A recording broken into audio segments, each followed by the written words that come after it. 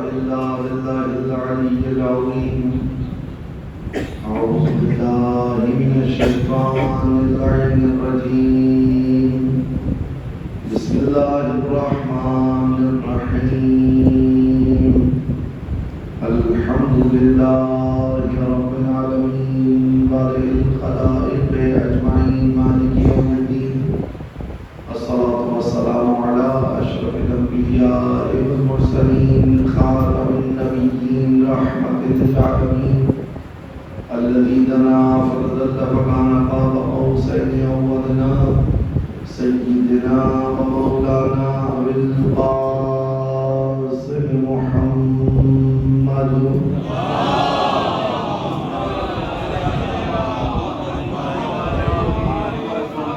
وأهل بيته الطيبين الطاهرين المعصومين المظلومين الذين أذهب الله عنهم الرجس وطهرهم تطهيرا.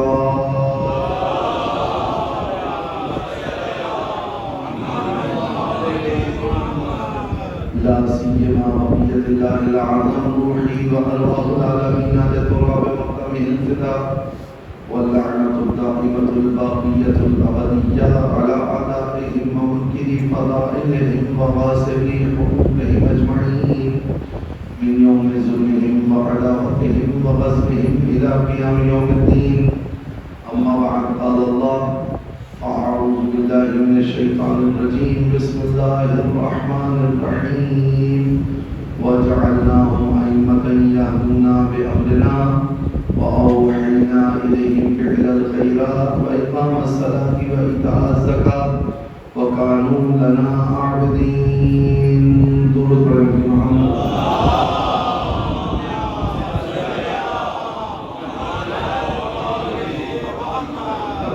حاجات کے لیے بارگاہ جناب رضوان علیہ السلام میں متوسل ہوتے ہوئے پھر ایک صلوات پڑھیں گے محمد و آل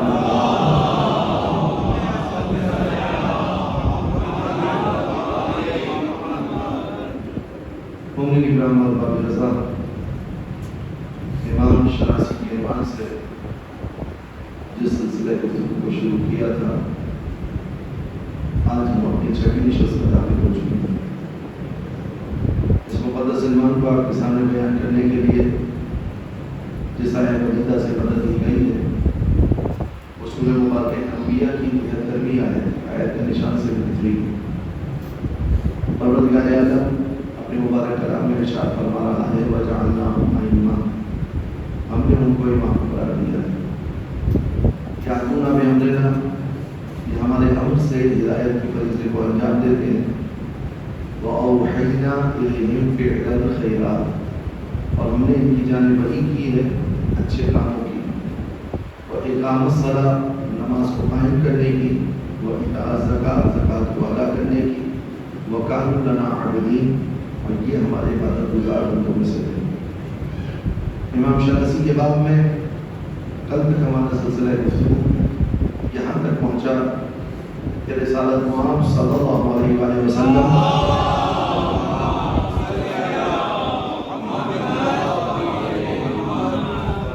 اللہ کی طرف سے معمول ہے اس بات پر کہ خدا متعال کے پیغامات کو، اس کی عطا کردہ شریعت کو لوگوں تک پہنچائے. اب کیونکہ نبی کا کام غیب کی خبریں لانا ہوتا ہے، اس لیے رسالت محمد صلی اللہ علیہ وآلہ وسلم کے بعد کوئی غیب کی خبر نہیں آنی تھی، لہذا نبوت آپ پر آ کر تمام ہو گئی. رسول کا کام شریعت کو یہاں نافذ کرنا ہوتا ہے، لہذا رسول کے بعد کوئی نئی شریعت نہیں آنی تھی، لہذا آپ پر آ کر رسالت تمام ہو گئی.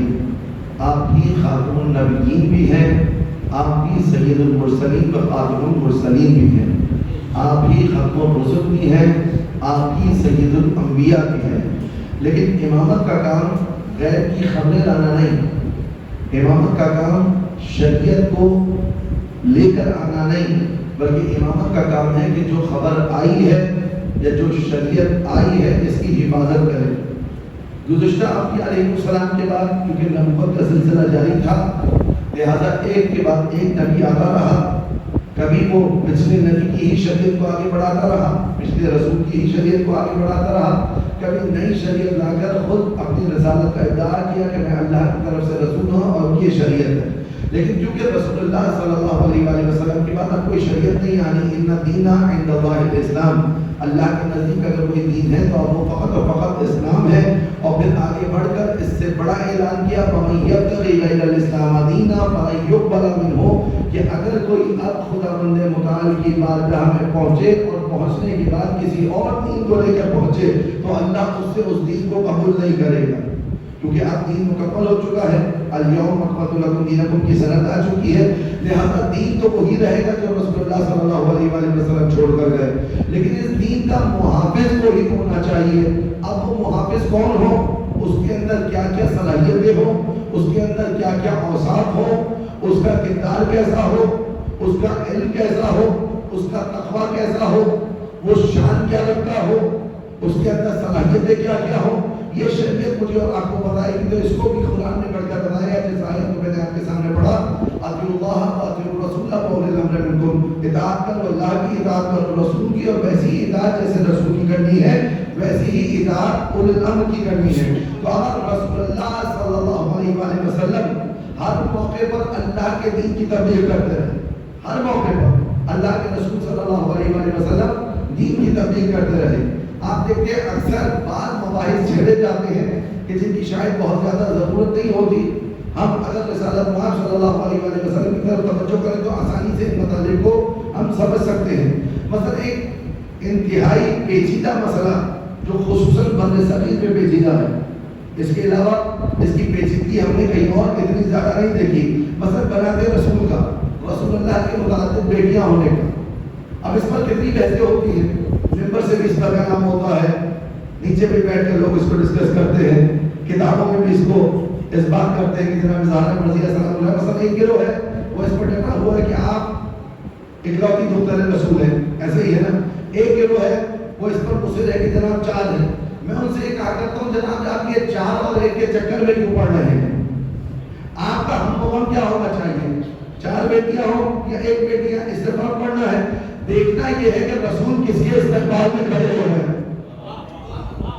مسئلہ یہ نہیں ہے چار تھی ایک تھی، بھائی رسول اللہ صلی اللہ علیہ وآلہ وسلم معصوم ہے نا، عصمت کے درجے پر فائز ہے، وما محمد اللہ رسول، محمد اللہ کے رسول ہے، وما محمد ابا احد من رجالکم، محمد وما کان محمد ابا احد من رجالکم، رسول اللہ تمہارے مردوں میں سے کسی کے باپ نہیں ہے، بھئی اب قرآن نے کہا ہے نا۔ اب اس پر جو آپ بحث کر رہے ہیں کہ چار تھی یا ایک تھی، اہم مسئلہ یہ نہیں ہے، مسئلہ اہم یہ ہے کہ آپ کو اصل ہدف سے ہٹایا جا رہا ہے۔ آپ یہ دیکھیے رسول اللہ کس کے استقبال میں کھڑے ہو رہے ہیں، آپ یہ دیکھیے رسول اللہ کس کے ہاتھوں کے بوسے دے رہے ہیں، آپ یہ دیکھیے رسول اللہ کس کو اپنی مسند پر بٹھا رہے ہیں، آپ یہ دیکھیے کہ رسول اللہ صلی اللہ علیہ وآلہ وسلم کس کو برأتم منی کا خطاب دے رہے ہیں، کس کے بیٹوں کو جوش پر لے کر جا رہے ہیں، کس کو میدان مبارکہ میں لے کر جا رہے ہیں، کس کو چادر کے اندر آنے کی اجازت دے رہے ہیں۔ تو جز فاطمہ زہرا آپ کو کوئی اور ذات نہیں نظر آئے گی کہ جو رسول اللہ کی برأتم منیت کی منزل پر نظر آئے۔ مل کے صلوات پڑھیں محمد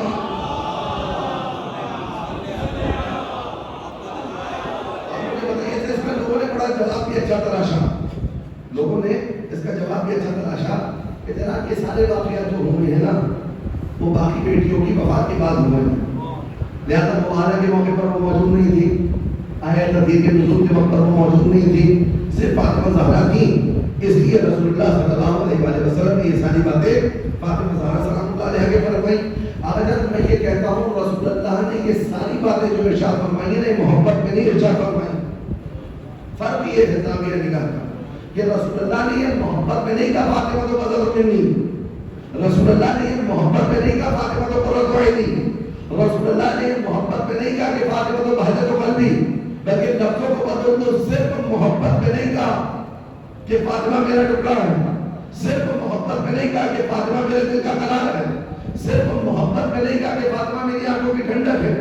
رسول اللہ صرف محبت پہنچانے کے لیے نہیں آئے تھے، رسول اللہ اللہ کے نمائندے تھے، ایک معمولیت تھی جس کو رسول اللہ کو انجام دینا تھا، آپ معمول تھے اس بات پر کہ یہ پہنچایا جائے، آپ نے وہ پہنچایا۔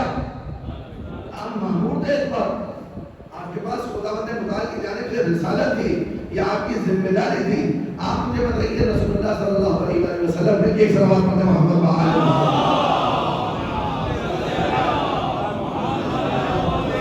ساتھ ہے نا؟ میری بات کو سمجھ پا رہے ہیں نا؟ وہ 4 اور 1 کا مخمصہ سمجھ میں آ گیا آپ کے کہ رسول اللہ صلی اللہ علیہ وسلم ایک ہی کے بجائے کیوں بیان کر رہے ہیں؟ کیا سبب ہے رسول اللہ صلی اللہ علیہ وسلم جناب دار مرضیہ سلام اللہ علیہ کے فضائل بیان کر رہے ہیں؟ معمول ہے رسول اللہ.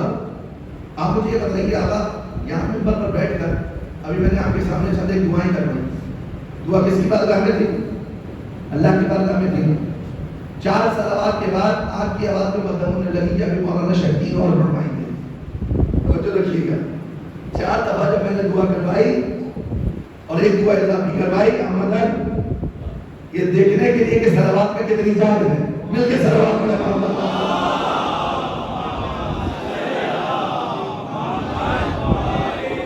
چھوٹی صلوات میں آپ کی آواز مدھم ہونے لگی. ایسا ہی ہے نا؟ اب آپ مجھے بتائیے کہ میں یہاں ممبر پر بیٹھوں اور ممبر پر بیٹھنے کے بعد اپنے گھر کے کسی فرد کی تعریف آپ کے سامنے کرنے لگوں. میں کہوں وہ بہت اچھا عالم ہے، فلاں بہت اچھا خطیب ہے، فلاں بہت نمازی ہے، فلاں حافظ شمس الدار ہے. اگر توجہ رکھیے گا ممکن ہے کہ شاید آپ میرے احترام میں ایک دفعہ سن لیں، شاید آپ ایک دفعہ برداشت کر لیں. میں دوسرے دن پھر آؤں میں کہوں جناب میرا فلاں عزیز مجھے بہت پسند ہے، وہ بہت متقی ہے، وہ بہت پرہیزگار ہے، وہ بہت بڑا مجاہد ہے. پھر آپ شاید نظر انداز کر دیں. لیکن تیسری دفعہ جب میں یہ کروں گا نا آپ میں سے کچھ لوگ تو اٹھ کے چلے جائیں گے، کچھ لوگ یہیں کھڑے ہو جائیں گے اور ہاتھ چھوڑ کر کہیں گے مولانا خدا کے واسطے ہم یہاں پر دین سننے آتے ہیں، آپ کے گھر والوں کی تعریفیں سننے نہیں آتے. آپ یہ کہیں گے نا. اچھا رسول کے دور میں کتنے جرأت مند لوگ تھے. آپ دیکھیں رسول اللہ خطبہ دے رہے ہوتے تھے، خواتین آ کر اپنا مسئلہ رسول کے سامنے پیش کرتی تھی.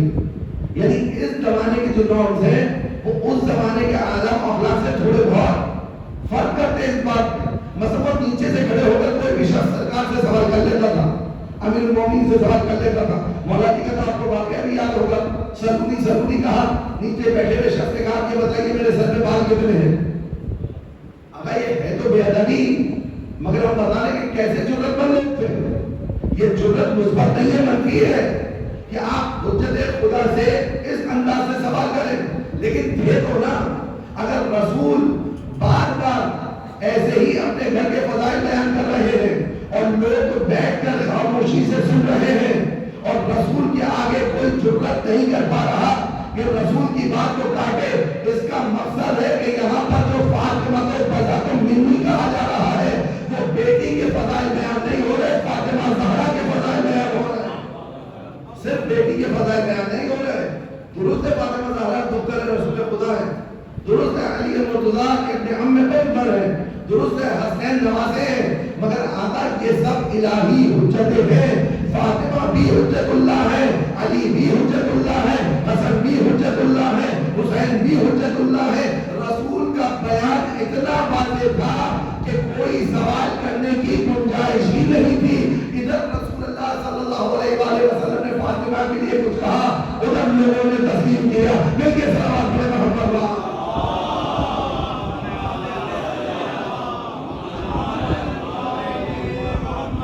بعد میں جو روکردانی ہوئی ہے وہ بعد میں ہوئی ہے نا.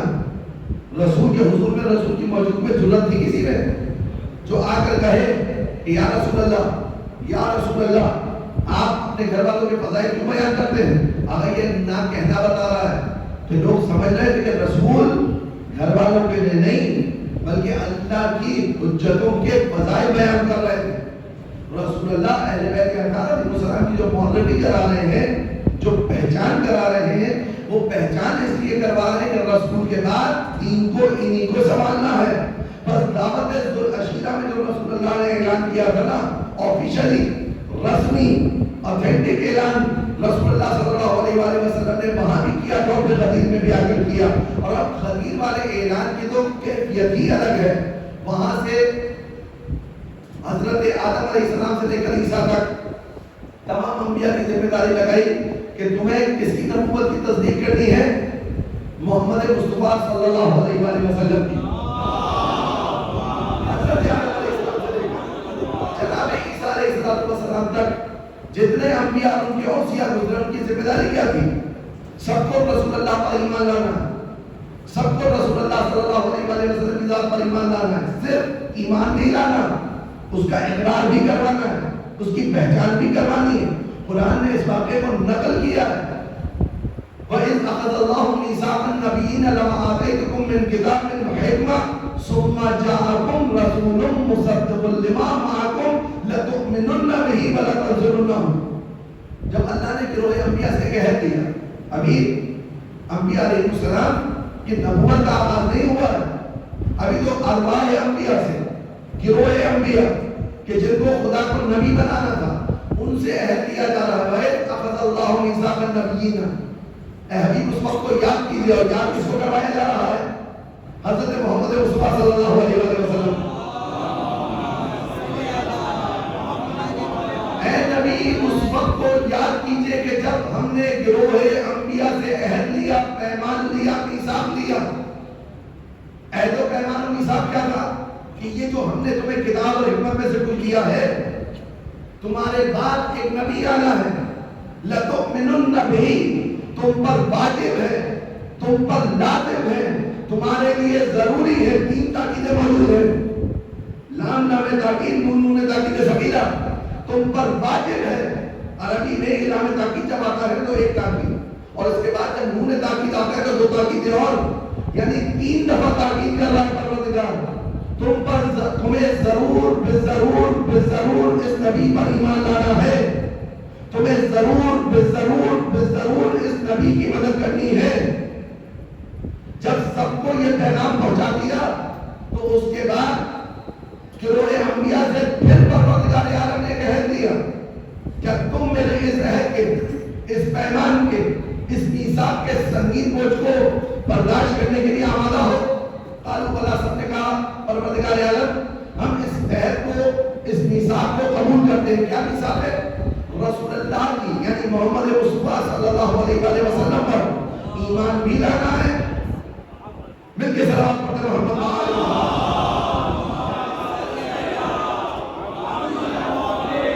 سرکار پر ایمان بھی لانا ہے، ان کی مدد بھی کرنی ہے. کس کو؟ گروہ انبیاء کو. تو حضرت آدم علیہ السلام سے لے کر عیسیٰ علیہ السلام تک کی نبوتیں جس نبی کی تصدیق کے اوپر موقوف ہو اس کو محمد مصطفیٰ صلی اللہ علیہ وسلم کہا جاتا ہے. حضرت آدم سے حضرت عیسیٰ علیہ السلام تک کی نبوتیں جس نبی پر ایمان لانے پر موقوف ہو اس کو میرے اور آپ کے آقا حضرت محمد مصطفیٰ صلی اللہ علیہ وسلم کہا جاتا ہے.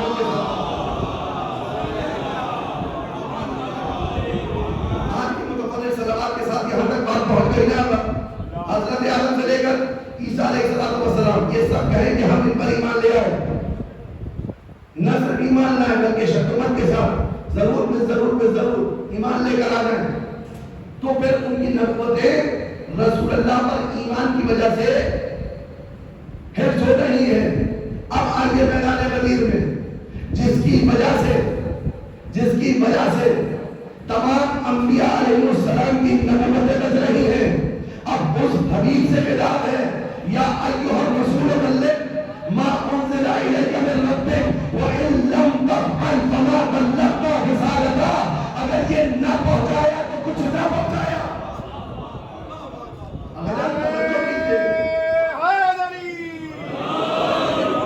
میں کوئی حدیث نہیں سنا رہا ہوں، میں چاہتا تو یہاں پر حدیث کا سہارا لیتا ہوں.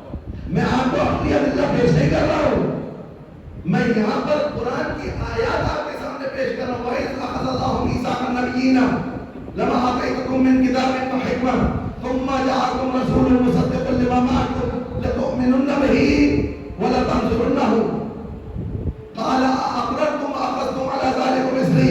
اے گروہ انبیاء تم نے ہمارے اس عہد کے میثاق کے عظیم بوجھ کو اٹھا لیا. سب نے کہا مل کے صلوات پڑھتے ہیں محمد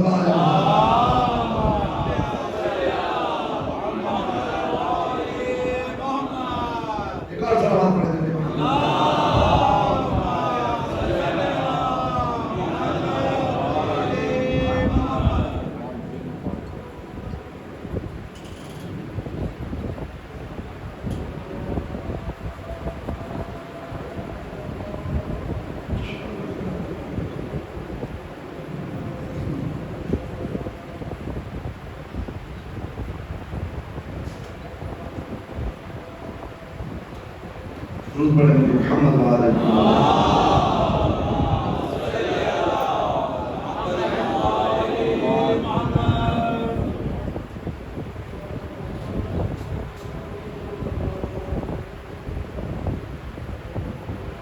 درود پڑھیں گے محمد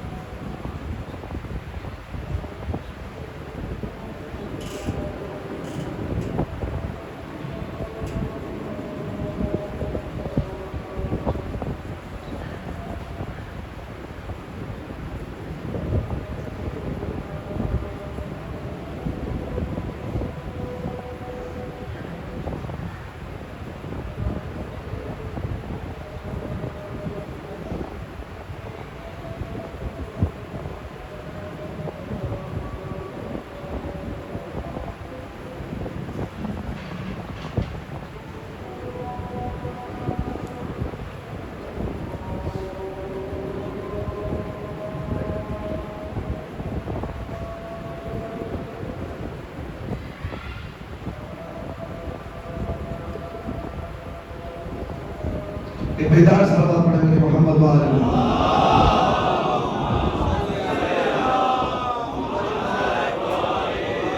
گروہ انبیاء سے پروردگار عالم نے عہد لیا، پیمان لیا، وَإِذْ أَخَذَ اللَّهُ مِيثَاقَ النَّبِيِّينَ لَمَا آتَيْتُكُم مِّن كِتَابٍ وَحِكْمَةٍ ثُمَّ جَاءَكُمْ رَسُولٌ مُصَدِّقٌ لِّمَا مَعَكُمْ لَتُؤْمِنُنَّ بِهِ وَلَتَنصُرُنَّهُ قَالَ أَأَقْرَرْتُمْ عَلَى ذَلِكُمْ إِصْرِي تم میرے اس عہد کے پیمان کے عظیم بوجھ کو اٹھانا چاہتے ہو؟ اس انبیاء قالوا اقررنا، تمام انبیاء علیہ السلام نے کہا ہم اقرار کرتے ہیں، ہم اس کو اٹھاتے ہیں۔ قال فاشهدوا، تم بھی گواہ رہنا، وانا معکم من الشاہدین، اور میں بھی گواہوں میں سے ایک گواہ ہوں تمہارے ساتھ۔ توجہ ہے گروہ انبیاء سے عہد دیا جا رہا ہے کس بات کا؟ کہ آخری نبی کی تمہیں نبوت کی تصدیق بھی کرنی ہے، تمہیں ان کی نبوت پر ایمان بھی لانا ہے، تمہیں ان کی نبوت میں ان کی مدد و نصرت بھی کرنی ہے۔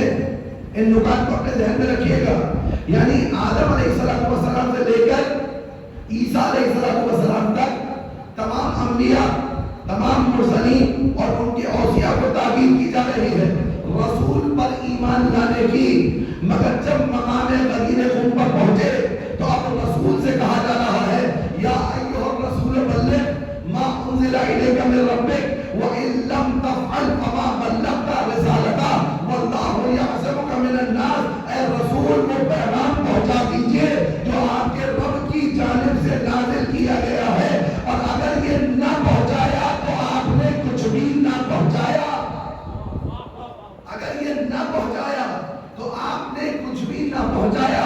اگر یہ قرآن کی آیت ہے، یہ حدیث نہیں ہے، اس پر ایمان لانا ضروری ہے۔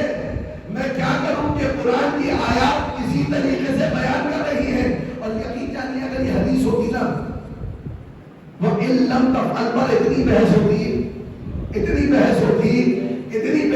جیسے آپ منظور تو مولا میں مولا پر بحث دیکھ رہے ہیں۔ اگر یہ حدیث ہوتی تو بڑے قلم چلتے، اس پر بڑے قلم چلتے۔ آج میں آتے ہوئے ایک مشہور معروف حدیث دیکھ رہا تھا، سرکار کی مشہور معروف حدیث ہے، ان الحسن والحسین سیدا شباب اہل الجنہ۔ شیعہ و سنی دونوں کے پاس یہ حدیث متفق علیہ، اور اس حدیث کو سب مانتے ہیں۔ اس سے آگے ایک اور عبارت ہے وَأَبُوهُمَا أَفْضَلُ مِنْهُمَا، حسن و حسین جوانان جنت کے سردار ہیں، اور ان کے بابا ان دونوں سے افضل ہیں۔ توجہ رکھیے گا۔ اب میں ایک بحث پڑھ رہا تھا، ایک صاحب نے استفتاء کیا، سن رہے ہیں ابھی؟ ایک صاحب نے استفتاء کیا، کہا کہ حدیث کہہ رہی ہے کہ وہ جوانان جنت کے سردار ہیں، جنت میں کوئی بوڑھا ہوگا نہیں، جنت میں کوئی بوڑھا نہیں ہوگا، سب جوان ہوں گے، ایسا ہی ہے نا؟ اب جب جنت میں سب جوان ہوں گے تو سب جوان ہوں گے۔ بھئی آپ کے سامنے کیا شامل ہوا؟ بھئی جو سائل ہے تو ولایت امامت سے وابستہ نہیں ہے۔ اب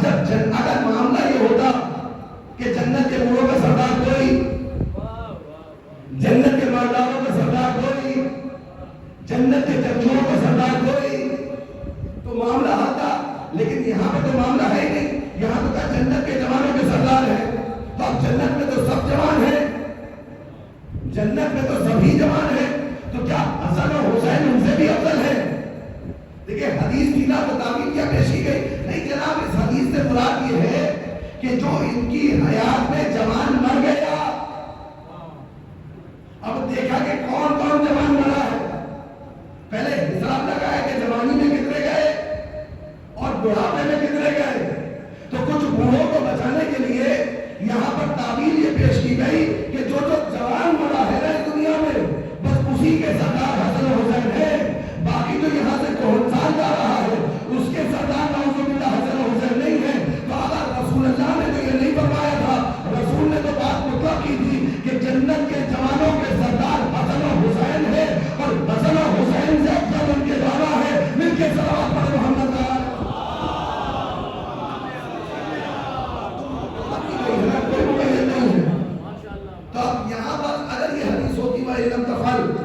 آپ یقین جانے اس کی اتنی تعبیریں ہوتی، اتنی تعبیریں ہوتی، اتنی تعبیریں ہوتی کہ میرا سب پکڑے بیٹھے ہوتے کہ اس لم تفعل کا معنی کیا ہے.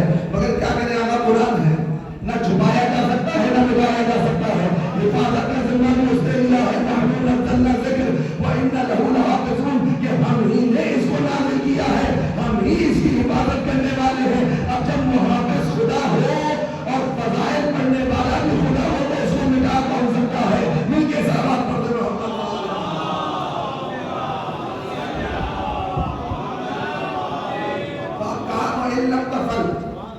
وَإِلَّمْ تَفْعَلْ. اب واقع نامہ اگر یہ روایات میں آتا نا تو نہ صرف یہ کہ اس کو بیان کرنے کا کچھ طرز عمل ہوتا، بلکہ بیان کرنے کے لیے اس کی سند کو لازمی دیکھنا پڑتا.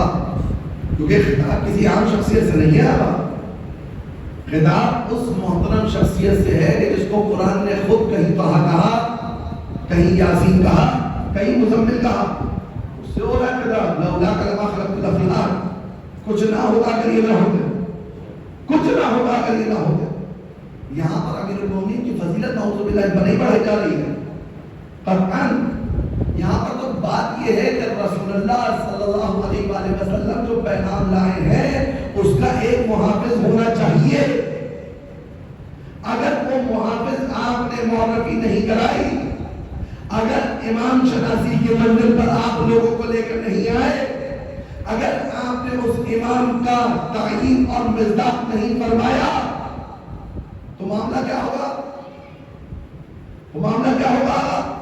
اگر آپ نے امام کی تعیین نہیں فرمائی تو آپ کی ساری زحمتیں، آپ کی ساری محنتیں، آپ کے سارے پیغام لوگ اس سے انحراف کا شکار ہو جائیں گے، حقیقی راہ پر نہیں چلیں گے.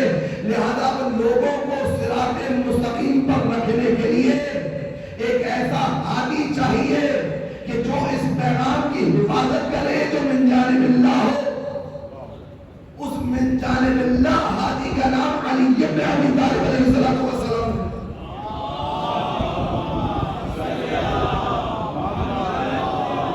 سمجھ رہے ہیں بات کو؟ وَإِلَّمْ تَفْعَلْ کا یہ معنی کوئی حالت جلال میں نہیں ہے پروردگار ہے. جیسے بعض دفعہ آپ سنتے ہیں ایگزیجریشن کی جاتی ہے، مبالغہ کیا ہے، حالت جلال میں اللہ نے کہا وَإِلَّمْ تَفْعَلْ. نہیں، وَإِلَّمْ تَفْعَلْ حالت جلال نہیں ہے، کمال اتفاق ہے، کمال لطف ہے، کمال محبت ہے. اے حبیب تیری ساری زحمتیں لائے گا چلی جائیں گی، اے حبیب تیری ساری محنتیں لائے گا چلی جائیں گی، اے رسول تیری ساری مشقتیں رائے گا چلی جائیں گی اگر ان مشقتوں کا محافظ تو نے نہ معین کیا. لہذا اب قدیر خم میں معین کر کہ کون آگے لے کر بڑھے گا، کون بلندی پر رکھے گا، کون اسی نور کو آگے پہنچائے گا. تو رسول نے ہاتھ اٹھا کر کہہ دیا من کنت مولا فہذا علی مولا. جس کا میں مولا ہوں اس کی علی مولا ہے. سمجھ رہے ہیں آپ؟ امامت کا مسئلہ کوئی میرے اور آپ کے دل وابستگی کا مسئلہ نہیں ہے. امامت کا مسئلہ الہی مسئلہ ہے. امامت کا مسئلہ حجت خدا کا مسئلہ ہے. امامت کا مسئلہ خواہ نہ خواہ انسان کو اس در پر آنا پڑے گا. اگر ایمان کو مسلمان و مومن کہلانے کا شوق ہے؟ کون آپ کو آنا پڑے گا؟ اس لیے کہ رسول اللہ صلی اللہ علیہ وآلہ وسلم نے اللہ کے بنائے ہوئے کا اعلان کیا ہے. بھلا کسی میں ضرورت ہے جو اللہ کے بنائے ہوئے کا اعلان کر دے؟ آپ کو اپنے آپ کو اللہ والا بھی کہلوانا ہے اور اللہ کے بتائے ہوئے راستے پر بھی نہیں چلنا ہے، جو ممکن نہیں ہے. اسی لیے قرآن نے کیا کہا کہ اتباع کا، محبت کا دعویٰ جب سچا ہوگا کہ جب رسول اللہ کی اتباع ہوگی. جب رسول اللہ کی اتباع ہوگی جب محبت کا دعویٰ سچا مانا جائے گا. اگر اللہ کی محبت کو رسول اللہ صلی اللہ علیہ وآلہ وسلم کی اتباع سے مشروط کیا جا رہا ہے نا، اس میں ایک بہت گہرا رمز ہے. قل ان کنتم تحبون اللہ فاتبعونی یحببکم اللہ. اے حبیب آپ کہیے کہ جو ہم سے محبت کا دعویٰ کرتے ہیں، یعنی اللہ سے محبت کا دعویٰ کرتے ہیں، ان سے کہیے فاتبعونی، میری اتباع کرو، میری پیروی کرو، میرے نقش پر چلو، میری سنت کو اختیار کرو، میری راہ پر چلتے ہوئے دکھائی دو. اگر تم اس راہ پر چلو گے کہ یحببکم اللہ، تو اللہ تم سے محبت کرے گا. ابھی تک بات کیا تھی؟ یہ کہہ رہے ہیں ہم اللہ سے محبت کرتے ہیں. اللہ نے ایک بات کو آگے بڑھا کر پیش کیا، اتباع کرو، میں تم سے محبت کروں گا. اگر ایک دفعہ میں کہہ رہا ہوں میں ان سے محبت کرتا ہوں، ایک دفعہ میں کہہ رہا ہوں میں خدا سے محبت کرتا ہوں، میں رسول سے محبت کرتا ہوں، میں اہل بیت سے محبت کرتا ہوں، آپ بتائیے یہ بڑی بات ہے یا وہاں سے اگر سند آ جائے یہ مجھ سے محبت کرتا ہے، وہ مجھ سے محبت کرتا ہے، وہ مجھ سے محبت کرتا ہے، تو بڑی بات ہے. میں تو صبح شام کتنے دعوے کرتا ہوں نا، لیکن اگر اس دعوے پر دلیل وہاں سے آ جائے تو شان ہے نا. خدا کہہ رہے اگر تم اتباع کرو گے محمد مصطفیٰ صلی اللہ علیہ وآلہ وسلم کی تو اللہ تم سے محبت کرے گا، اللہ تمہیں دوست رکھے گا، اللہ تم سے پیار کرے گا.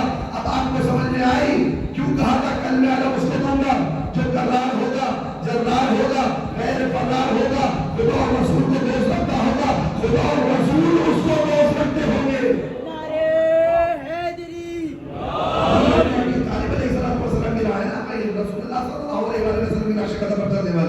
اب رسول نے اگر اعلان کر دیا تو کسی کو کیا اعتراض ہے؟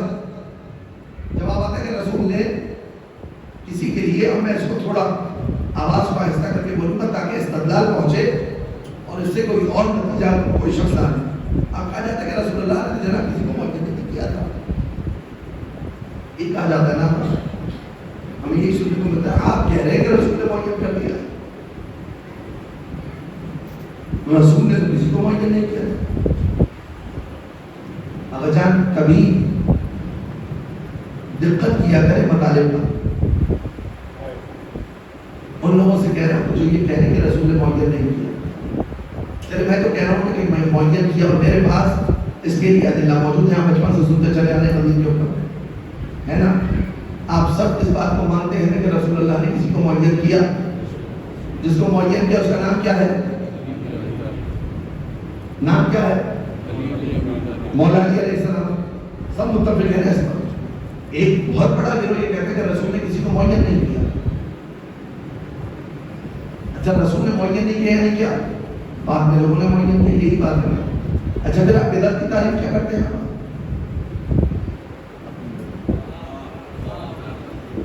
آپ بدعت کی تعریف کیا کرتے ہیں؟ وہ چیز جو رسول کے دور میں نہ ہو، دین کے نام پر رسول کے بعد بس کر دی جائے. اگر اس سے زیادہ میں نہیں سمجھا سکتا، اس سے زیادہ امام شناسی پر میرے پاس عقلی دلیل اپنے پاس سے کوئی نہیں. ایک طرف آ کے بدعت وہ ہے جو رسول نہ کرے، رسول نہ دے، رسول نہ فرمائے. توجہ رکھیے گا. اور اس کو دین کے نام پر رائج کر دیا جائے. میں تو کہہ رہا ہوں رسول نے دیا بھی، رسول نے فرمایا بھی. آپ کے مجھ سے کہہ رہے کہ نہ رسول نے دیا نہ رسول نے فرمایا،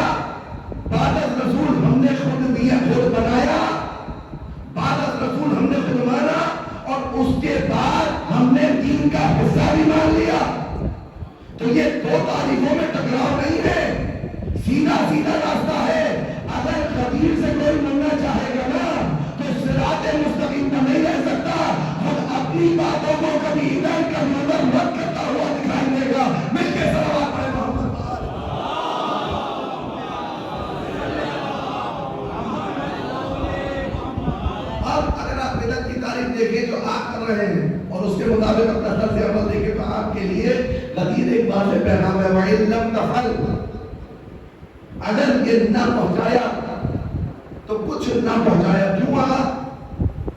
مقام بڑھ رہا ہے؟ نہیں، مقام کسی کا مخلوقات میں رسول اللہ سے بڑا نہیں ہے. تو اور دو چار کی طرح مرتبہ کسی کا رسول اللہ صلی اللہ علیہ وآلہ وسلم سے بڑا نہیں ہے. دو اور دو چار کی طرف اللہ کی مخلوقات میں بعد از خدا بزرگ کوئی قصہ مختصر، بس رسالت محمد صلی اللہ علیہ وآلہ وسلم مخلوقات میں سب سے افضل، سب سے اعلیٰ، سب سے اعلیٰ. ان کا جانشین کون ہو؟ ان کا جانشین کیسا ہو؟ کون معین کرے گا؟ اللہ معین کرے گا. بس ایک آیت اور آپ کی زحمت تمام. موسیٰ پروردگار عالم کی بارگاہ میں ملتجی ہوئے. دیکھیں امام شناسی کا بڑا ہوا جانشینی کا مسئلہ. یہ تشیعوں کے دل بخواہ مسئلے نہیں آ رہا. فارسی میں دل بخواہ کہتے ہیں جو میرا دل چاہے، جس کی طرح میرا دل جھک جائے. یہاں دین کے معاملے میں دل کے جھکنے کا معاملہ نہیں ہے. اس نے کہہ دیا ہے نا فجر کی 2 رکعت تو 2 ہی رکعت ہے، وہ فجر کی پھر 3 نہیں ہو سکتی کیونکہ اس نے کہہ دیا. تعبد ہے، ہم اور آپ بندے ہیں، وہ آقا ہے. اس نے اگر کہہ دیا فجر کی 2 تو 2، اس نے کہہ دیا ظہر کی 4 تو 4، اس نے کہہ دیا حالت سفر میں ظہر 2 تو 2، اس نے کہہ دیا مغرب 3 تو 3، اس نے کہہ دیا عشاء 4 تو 4، حالت سفر میں 2 تو 2. اس نے کہا کہ ماہ رمضان میں روزہ ہوگا، عید کے دن روزہ حرام تو حرام. توجہ ہے، یہ ساری باتیں مجھے اور آپ کو معلوم ہے کہ جو اس نے کہہ دیا مان لیا، تو جو اس نے دیا ہے وہ بھی تو لیجیے. جو اس نے دیا ہے وہ بھی تو لیجیے. وہ اپنی مرضی سے کیوں؟ جو وہ دے گا وہ لیں گے. اور بات خدا میں اکثر یہ کہا کرتا ہوں کہ اگر ہمیں اللہ کے رسول کا حکم نہ ہوتا نا اس عاشورہ میں اور دیگر مواقع پر، ہم اس منبر سے جو فضائل اہل بیت علیہ السلام بالاخص فضائل امیر المومنین بیان کرتے ہیں، حکم رسالت معاذ کی وجہ سے آیا. یہ رسول اللہ صلی اللہ علیہ وآلہ وسلم نے فرمایا تھا تزینوا مجالسکم بذکر علی. اور یہ بھی فضائل صرف اس لیے نہیں تھے کہ میں اور آپ بیان کریں اور بیان کرنے کے بعد میں بھی خوش ہو جاؤں، آپ بھی خوش ہو جائیں اور ہم دونوں اپنے اپنے راستوں پر چلے جائیں. فضائل اس لیے تھے کہ جب بھی کسی ذات کے فضائل بیان ہوتے ہیں دل میں اس کی محبت پیدا ہوتی ہے. جب بھی دل میں محبت پیدا ہوتی ہے اس کی انسان اس کی راہ پر چلنے کے لیے آمادہ ہوتا ہے. یہ راہ پر چلنے کے لیے آمادہ سازی ہے، جو آمادگی ہے جو رسول اللہ مجھے اور آپ کو کہہ کے جا رہے ہیں کہ علی کی فضیلت بیان کرتے ہیں. اگر راہ علی بن ابی طالب پر میں اور آپ چلیں، سب کچھ ہو، اس راہ پر چلنا نہ ہو، یہ بھی کافی نہیں ہے. اس راہ پر چلنا بھی ہے جو امیر المومنین کی دی ہوئی ہے. بس اس راہ کو اگر میں نے درک کر لیا اور اس راہ پر چلنے کا سلیقہ آ گیا، انشاءاللہ جو آیت بیان کرنی تھی اب کل کی مجلس میں انشاءاللہ وقت بیان کریں گے. بس آج اتنا سنیں، یہ سب جو مجالس ہو رہی ہے نا جن کی یاد میں، یہ راہ علی کے سالک تھے. یہ امیر المومنین علیہ السلام کے راہ پر چلنے والے تھے. امام حسین کیا کہہ کر نکلے تھے؟ اريد ان امر بالمعروف وانهى عن المنکر واسیر بسیرت جدی و ابی امیر المومنین. سیرت رسول اور سیرت علی پر چلنے والے آئے ہیں کربلا میں. اور کس شان کے ساتھ آئے ہیں کہ اگر امامت پر وقت پڑے تو جناب زینب اپنے بچوں کو قربان کرنے کے لیے آئے. کل میں نے مجھے نہیں معلوم کہ یہاں کہا تھا یا کہیں اور کہا تھا، لیکن ایک جملہ کہا تھا کہ دیکھیں اس زاویے سے سوچیں. زینب بھائی بڑی امام وقت پر اپنے بچوں کو قربان کرتے ہیں. کربلا میں قربانی اصحاب امام حسین کے لیے، انصار امام حسین کے لیے ایک ایسا اعزاز تھا کہ سب سبقت کرنا چاہ رہے ہیں، سب سبقت کرنا چاہ رہے ہیں. شب عاشور تمام مائیں اپنے اپنے بچوں کو نصیحت کر رہی ہیں، کل قربانی کا دن ہے، کل تمہیں راہ خدا میں قربانی دینی ہے، کل تمہیں حسین طیبی علیہ السلام کی راہ میں اپنے وجود کو امامت پر قربان کرنا ہے. ایک ماں تھی جو جھولا ہلاتی جاتی تھی روتی جاتی. یہ ماں اس لیے نہیں رو رہی تھی کہ اس کا بچہ کل شہید ہو جائے گا. اس ماں کا فراق شاید یہ تھا کہ اے علی اصغر کاش تو بھی جوان ہوگا. کربلا کی ماں ہے نا بھائی, یہ کربلا کی ماں ہے, بڑی عظیم ماں ہے, بڑی عظیم ماں ہے. کربلا کی ہر ماں بڑی عظمت رکھتی ہے.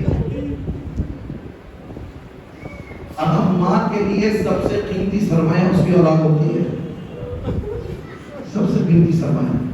یہ ماں بچے کا جھولا جھلا رہی ہے, آنکھوں سے آنسو جاری ہے. زینب کے لاڈلے زینب کی طرف سے قربان, عباس الدار ام کلثوم کی طرف سے قربان, قاسم حضرت فروا کی طرف سے قربانی دیں گے. اے علی اصغر کاش تو جوان ہوتا, تجھے بھی بیچتی سے جا کر حسین کی راہ میں قربانی کے لیے. اے شہزادی یا علی اصغر وہ ہے کہ اگر اس کا ذکر نہ ہو تو کربلا مکمل نہیں ہو. گویا بچے نے بھی زمانے بے زمانی میں کہا کہ اماں ذرا روز عاشورہ دے دیجئے, سب گھوڑے پر سوار ہو کر میدان جائیں گے, میں آقا کی آغوش میں میدان میں جاؤں گا.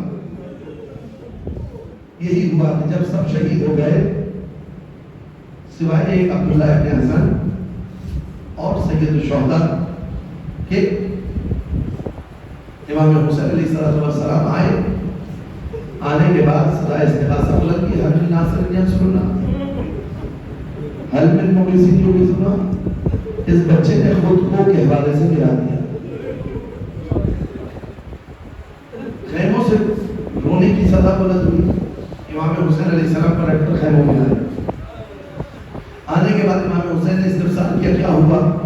کہا مولا جب سے آپ نے حل من ناصر ینصرنا کی صدا بلند کی, اس بچے کو کے حوالے میں چین نہیں آتا.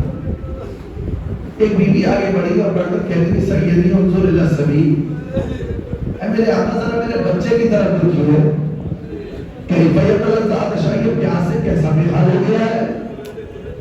عرب کی یتلذذ لفظ کو استعمال کرتے ہیں نا اس مچھلی کے لیے استعمال کرتے ہیں کہ جس کو پانی سے جدا کر دیا جائے. وہ مچھلی کیسے بنتی ہے جب پانی سے جدا ہوتی ہے, عرب اس لیے اس لفظ کو استعمال کرتے ہیں. بی بی نے یہی جملہ استعمال کیا کہ پیاس سے کیسا بے حال ہے, پیاس سے کیسا بلوا ہے. امام حسین علیہ السلام نے بچے کو آغوش میں لیا, ابا کے دامن سے چھپایا, دھوپ بہت شدید تھی, ابا کے دامن سے بچے کو چھپایا اور میدان میں آئے. اشکیا یہ سمجھے کہ امام حسین مصالحت کے لیے قرآن لے کر آئے ہیں, مگر ایک مرتبہ امام حسین نے ابا کے دامن کو ہٹایا, اصغر کا کملایا ہوا چہرہ نظر آیا. فوج اشکیا نے جب اصغر کو دیکھا تو امام حسین نے خطاب کیا, فوج اشکیا تمہاری جنگ مجھ سے ہے, تمہاری لڑائی مجھ سے ہے, تمہارا جھگڑا مجھ سے ہے. اس بچے نے تو تمہارا کچھ نہیں بگاڑا, اس بچے نے تو تمہارا کچھ نہیں بگاڑا. تم میں سے کوئی آئے اور آ کر 2 گھونٹ پانی اس بچے کو پلا دے, ورنہ یہ بچہ مر جائے گا. اگر کوئی نہیں بڑھا, کوئی آگے نہیں بڑھا. ہم تو کہتے ہیں نا کہ امام حسین کا عزادار حساس ہوتا ہے, وہ ایک پرندے کو بھی پیاسا نہیں دے سکتا. اس خاطر امام حسین کے عزادار کے دل میں نرمی ہے. ہمارے دل میں ناسور ہو گئے اس بچے کی شہادت سے. ہمیں ہر موقع پر اس بچے کی پیاس ستاتی ہے. امام آغوش نالا کتنا پانی پی لیتا یہ بچہ, آپ مجھے بتائیے کتنا پانی پی لیتا یہ بچہ. اس بچے تک پانی نہیں پہنچا. امام حسین علیہ السلام نے خاک پر رکھ دیا بچے کو.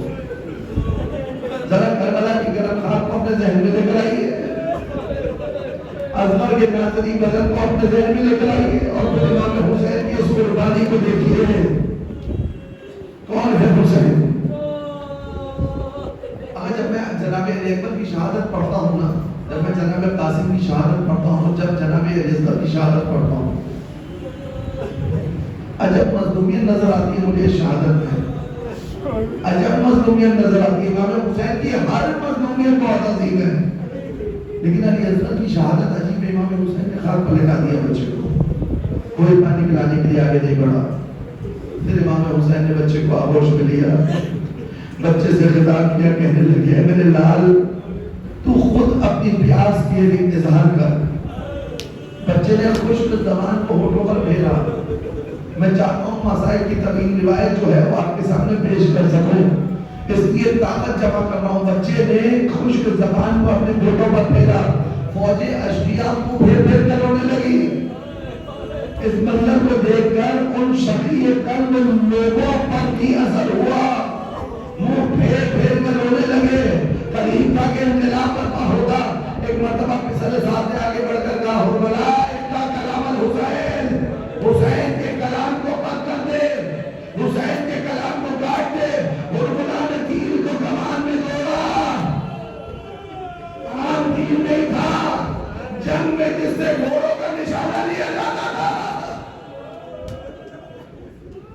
حالت جنگ میں گھوڑوں کا سواریوں کا نشانہ لیا جاتا تھا، 3 تیروں کو ایک جگہ پر رکھا جاتا، 3 تیروں کو ایک جگہ پر رکھ کر باندھ دیا جاتا، اس سے جنگ میں گھوڑوں کا نشانہ لیا جاتا تھا کہ گھوڑے کی گردن اپنے ذہن میں لے کر آئے۔ اس تیر شعبہ سے اصغر کی طرف تیر چلانا چاہا، ایک تیر چلانا چاہا، تیر خطا ہوا، دوسرا تیر چلانا چاہا، تیر خطا ہوا، تیسرا تیر چلانا چاہا، تیر خطا ہوا۔ جب امیر مختار نے حرملا کو گرفتار کیا تھا نا، حرملا سے سوال کیا تھا، حرملا یہ بتا، تو بڑا مشہور تیر انداز تھا، یہ اصغر کے گلے پر چلانے کے لیے تو سے تیر خطا کیوں ہوا؟ کہا امیر مجھ سے نہ پوچھ، کہا تجھے بتانا پڑے گا۔ کہا امیر جب میں تیر چلانا چاہتا تھا، خیمے کا پردہ ہوتا، سیاہ چادر میں مستور کوئی بیوی بے قرار ہو کر باہر آتی، واپس پلٹ کر خیمے میں چلی جاتی۔ بلاخر تیر چلا، اصغر کا گلا چھڑا، گلا کیا چھڑنا تھا، کان سے کان تک اصغر ذبح ہو گئے۔ حسین ابن علی نے معصوم کے خون کو اپنے ہاتھ میں لیا۔ میدان کربلا میں حسین شجن کھڑے ہیں، کبھی اصغر کا گلا دیکھتے ہیں، کبھی ہاتھوں میں لہو کو دیکھتے ہیں۔ امام حسین خیمے لے کر جانا چاہتے ہیں مگر ہمت نہیں پڑ رہی، ہمت نہیں پڑ رہی حسین کی کہ اللہ لاشا لے کر جائیں۔ اب امام حسین نے خیموں کو قصد کیا، ابھی کچھ دیر کے بعد زیارت ہوئے گا۔ امام حسین نے خیموں کو قصد کیا، 7 مرتبہ آگے بڑھے، 7 مرتبہ پیچھے ہٹے، مولا علی اکبر کا لاشا لاتے ہوئے یہ نہ کیا، قاسم کا لاشا لاتے ہوئے یہ نہ کیا، عباس کے سرانے جاتے ہوئے یہ نہ کیا۔ اے مولا اس ننگے لاشے میں کون سی تنقید ہے؟